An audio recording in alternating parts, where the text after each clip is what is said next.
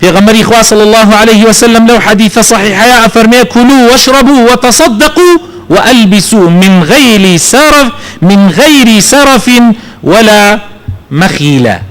پیغمبر أفرمي صلى الله عليه وسلم بخون خوای تعالی سرزوی بو ایوه داناوه خواردنەوەی بۆ ئێوە دروست کردووە خواردنیشی بۆ ئێوە دروست کردووە بۆیە بخۆن و بخۆنەوە لە حەڵاڵ لەو ڕزق حەڵاڵی کە خوا پێداون و خێریشی لێ بکەن و کەلوپەلی جوانیش لەبەر بکەن ئەمانە حەڵاڵە بەڵام بەبێ زیادە ڕەوی بەبێ کیبر و تەکەبور بەسەر مسلمانانە ئینسانی مسلمان نابێ زیادە ڕەو بێ نابێ لە حەدی خۆی تێپەڕ بکە ئەگینا تووشی گوناح ئەبێ. لحديث صحيحات وبيغمر صلى الله عليه وسلم كاتي دزنوج يقرد سي اي قرد يعني مثلا دم دسي سي جار اشور دم چاوي سي جار اشور بي سي جار اشور ام سي سنتي بيغمره صلى الله عليه وسلم جا فرموي اما سنتي من كي لما زياتر يعني كي سي كبكا بچوار فقد اساء وتعدى او اساءي كردو يعني خرابي كردو لحدي خوي درد شو پیغمبری خوا صلی الله علیه وسلم لحدیثی متفق علیه هاتووە کە بە یەک گوێل دەستنوێژی گرتووە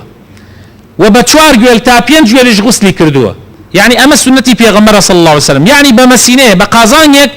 غوسلی کردووە و بە کەمتر لە مەسینەیەکیش دەستنوێژی گرتووە ئەمە سنەتی پێغەمبەرە صلی الله علیه وسلم زیاد لەمە بڕۆی خراپە تەنانەت لە دەستنوێژە تەنانەت لە عیبادەتەکانە بۆیە ئیمامی بخاری ئەفەرمێ خوای لێ ڕازی بێ ئەڵێ عولەما بيان باش نبوة إنسان لو سنوري في غمرت يا بربكا إنسان أقدار به زيادة مصروف وزيادة إسراف لحمشتك أخراب بلان بداخوا أمرو أبينيت لا يخومان إسرافك زور تبذيرك زور لخواردن ويا أكري حتى واي في هاتوا كأبيني سفري قورا قازاني قورا دا أنديت لو كل فيسبوك معنا بيني ومعنا لولاتا كاني تر بحشتري خوي سورة كريتو أخريتا سر أو دوای ئەوەی لێ بخوری ئەخوری باقیەکەیشی فڕا ئەدرێ و هەروەها لای خۆشمان ئێمە باسی وڵاتەکانی تر نەکەین باسی خۆشمان بکەین ئەو هەموو برنجە کە فڕا ئەدرێتە سەر زبڵکوانەکان ئەو هەموو فەردە ئاردە کە دەمی نەکراوەتەوە فڕا ئەدرێ یعنی ئەمە لە ڕاستیە هەمووی زیادەیە هەمووی ئیسرافە و خوا پێی ناخۆشە و بەری ئەو ئاەتانە ئەکەوێت کە خوا فەرمووی و بەری حەدیثەکانی پێغەمبەر ئەکەوێت صلی الله عليه وسلم کە قەدەغەی کردووە لەوە بويا إنساني مسلمان دائما أبيع مراعاتي حتى تناند لما لو خشك بالرزكان أبيع أولاد شيشت بكن كبشي معلوم نالك يخوي بك أجر زيادة يكي شكر بيه حساب ميواني يكي كرد لكتب رابع أبيع دعاي أو زيادة يكي أمينته وهل بجيريت دعاي بخوريته أجر دعاي نخوريت قناح باربي رشاندني خواردن براسي زور خطره أبيع إما بير كينا ولا ويكوا خلقانك هن لا ئێمە لە بیرمان چووە لەسەر ئەم زەویە ئەمرن خەڵک ڕۆژانە ئەمرێ لە برسا ئەو قسەیە کە خەڵک ئەڵێ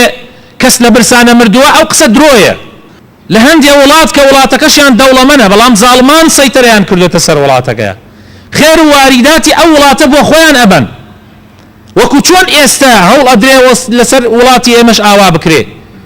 زاڵمان و ستەمکاران لە هەموو لایەکەوە خێر و بێری ئەم وڵاتە ئەبەن بۆ خۆیان ملەتەکەش بەرەو فەقیری ئەبرێ بوشو لما رازي نابن لولا انواع مؤامرات بدور معنا بو اوي زرعات ما نميني بو اوي ولاتا كمان بحموش يويك امنو اماني تيانا ميني دي خلقاني كي لسر زاوية امرنا برسا ابي اقامان ليبي ام جاء او زيادة يك اكري لخواردنا بالراسي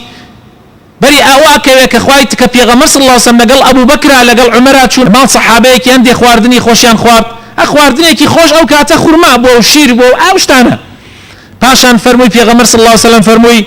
ثم لتسألن يومئذ عن النعيم والله لروش قيامتها لسر ام خواي گور پرسیار مان ليكاتو او همو خواردني خومان او همو انواع اشكالك ايكين براسي همو پرسينوي لسر لروج قيامتها امام ابن القيم افرمي او نعيميك انسان پرسياري لأكري النعيم المسؤول عنه نوعان أفرمي أو نعيميك خوا أفرمي برسيارتان لأكل للروجي قيامتها دو جورة كان لحلالي درد كردوها ولا بحلالي صرفت كردوها يعني للرقاي حلال درد كردوها للرقاي حلالي شا صرفت كردوها أوليت أبرسريتها وآية شكر كرد جورة كي تر لحرام دي يكيتو لحرام صرف يكي ليت أبرسريتها ولا سري لكيو درد كرد ولا كيو شا صرفت كرد